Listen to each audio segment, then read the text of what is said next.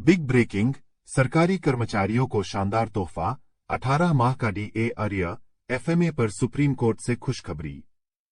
कर्मचारियों और पेंशनभोगियों के महंगाई भत्ता, डीए अर्य, fix medical allowance, supreme court के फैसले से खुशखबरी की खबर आ रही है, जो कि हर कर्मचारियों और पेंशनभोगियों के लिए जानना बेहद ही जरूरी है। तो चलिए पूरी खबर को एक एक करके विस्तार में जान लेते हैं। सुप्रीम कोर्ट का बहुत ही बड़ा फैसला आ चुका है, जिसमें सुप्रीम कोर्ट ने कहा है कि अगर किसी सरकारी कर्मचारी या पेंशनभोगी के ऊपर मुकदमा चलाया जाना है, तो ऐसे में विभाग के अधिकारी की मंजूरी लेनी पड़ेगी। आपकी जानकारी के लिए बता दें कि बहुत सारे केस देखे गए हैं, जिसमें अनधिकृत रूप से सरकारी कर्मचारियों और पेंशनभोगियों को परेशान किया जाता है और कोर्ट केस भी किया जाता है। ऐसे में यह फैसला सरकारी कर्मचारी और पेंशनभोगियों के लिए काफी राहत लेकर आया है। केंद्रीय पेंशनभोगियों के लिए खुशखबरी आ चुकी है। 53% डीए अर्य का भुगतान शुरू हो चुका है। 4 महीनों का एरियर जो बकाया था उसका पैसा खाते में आने लगे हैं। जुलाई, अगस्त, सितंबर और अक्टूबर कुल 4 महीने का डीए का पैसा सरकार ने नहीं दिया था, लेकिन अब इसको प्रोसेस में लगा दिया गया है और बारी बारी से पेंशनभोगियों के खाते में डाले जा रहे हैं। पिछले 2-3 दिनों से पेंशनभोगियों के खाते में पैसे आ रहे हैं और जो पेंशनभोगी बाकी है तो उनको इसका भुगतान आने वाले कुछ दिनों में हो जाएगा। आपकी जानकारी के लिए बता दें कि 50% से महंगाई भत्ता बढ़ाकर 53% किया गया था और इसका फायदा जुलाई 2024 से दिया जाना था। ऐसे में 30 अक्टूबर को इसका आदेश जारी किया गया था और 4 महीनों के एरियर का भुगतान प्रोसेस में लगा दिया गया है। कुछ पेंशनभोगी जानना चाहते हैं कि फिक्स मेडिकल अलाउंस, एफएमए, के ऊपर डीए का भुगतान किया जाता है क्या? तो आपको बता दूं कि फिक्स मेडिकल अलाउंस और महंगाई भत्ता दोनों ही अलग अलग भत्ते हैं। फिक्स्ड मेडिकल अलाउंस अलग से मिलता है, वहीं पर महंगाई भत्ता अलग से मिलता है।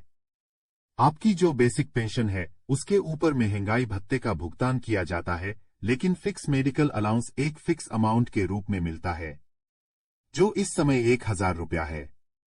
सरकारी कर्मचारियों के ऊपर अगर किसी भी प्रकार का जुर्माना लगा है और उसकी वसूली सैलरी से हो रही है, अगर सरकारी कर्मचारी की मृत्यु हो जाती है तो क्या फैमिली पेंशन से इसकी वसूली होगी?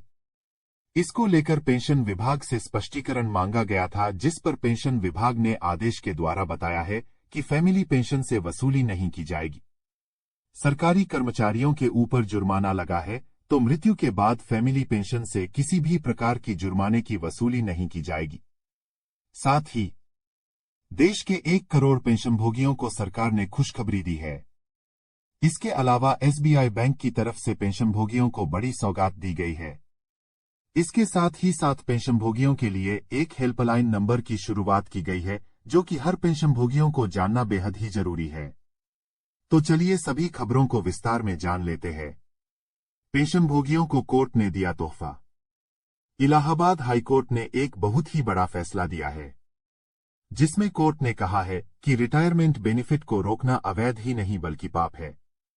रिटायरमेंट बेनिफिट सभी पेंशनभोगियों को समय से मिलना चाहिए। इसको लेकर केंद्र सरकार और राज्य सरकार ध्यान दें। सुप्रीम कोर्ट के उस आर्डर का पालन करें जिसमें सुप्रीम कोर्ट ने कहा है कि पेंशन में देरी नहीं की जा सकती है।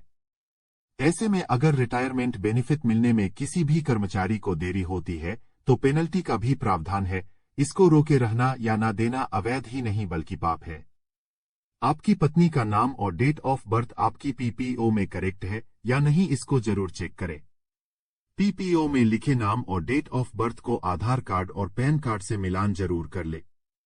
यह जरूर चेक करें कि आधार कार्ड और पैन कार्ड में नाम बराबर है या नहीं, डेट ऑफ बर्थ सही है या नहीं। अगर कुछ गलत है तो उसको तुरंत सुधरवा ले, नहीं तो फैमिली पेंशन में कठिनाइयों का सामना करना पड़ सकता है। पेंशनभोगियों को सरकार ने दिया तोहफा। पेंशनभोगियों के लिए खुशखबरी आ चुकी है। केंद्र सरकार ने एक सर्कुलर जारी किया है, जिसमें सभी डिपार्टमेंट और बैंकों से कहा है कि पेंशनभोगियों का काम सही समय पर किया जाए। अगर पेंशनभोगी ऑफिस में या बैंक में आते हैं तो उनके साथ अच्छे से व्यवहार किया जाए, आदर के साथ उनको बैठाया जाए, उनकी समस्या सुनी जाए और उसका निराकरण तुरंत किया जाए। आदेश में कहा गया है कि अगर पेंशनभोगी को कोई फॉर्म भरने में कठिनाई महसूस हो रही है तो कर्मचारी अधिकारी उस फॉर्म को बिना शुल्क लिए भरेंगे। बैंकों में पहले पेंशनभोगियों को वरीयता दिया जाए, उनके लिए अलग से हेल्प डेस्क बनाया जाए। पेंशनभोगी को ज्यादा देर तक न बैठाया जाए। इसके साथ ही साथ आदेश में कहा गया है कि बैंकों में या फिर ऑफिस में पेंशनभोगियों को बार बार बुलाया न जाए, एक बार में ही उनका काम किया जाए। एसबीआई बैंक ने दी खुशखबरी।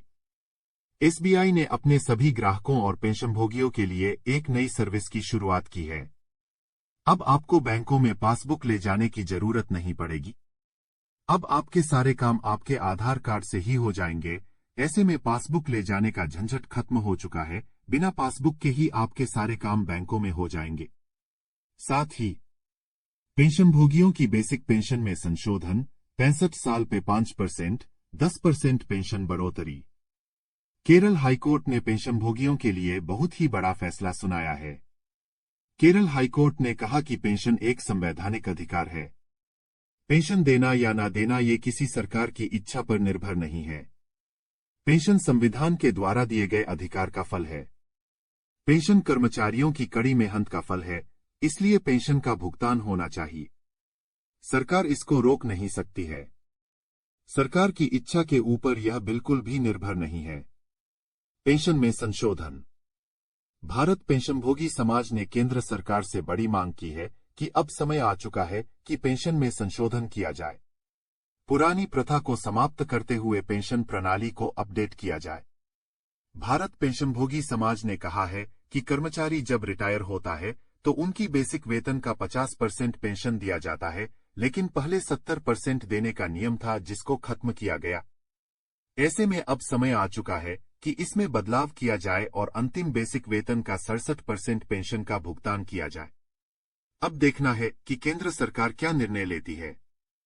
पेंशन में 5%, 10% पेंशन बढ़ोतरी।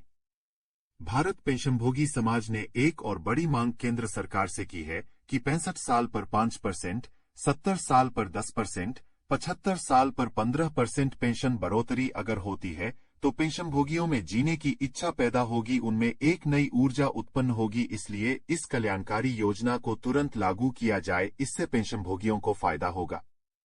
अभी के नियम के हिसाब से 80 साल पूरी होने के बाद उनकी बेसिक पेंशन में 20% की बढ़ोतरी की जाती है।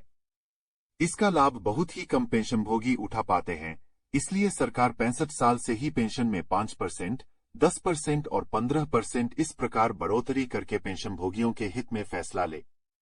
पेंशन अदालत का आयोजन।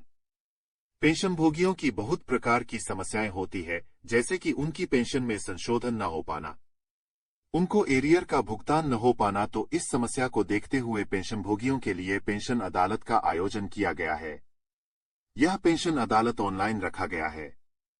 20 नवंबर 2024 को इस अदालत में भाग लेकर आप अपनी पेंशन समस्याओं से संबंधित कठिनाइयों का समाधान पा सकते हैं। अगर आप इसमें भाग लेना चाहते हैं तो कमेंट में यस टाइप कीजिए।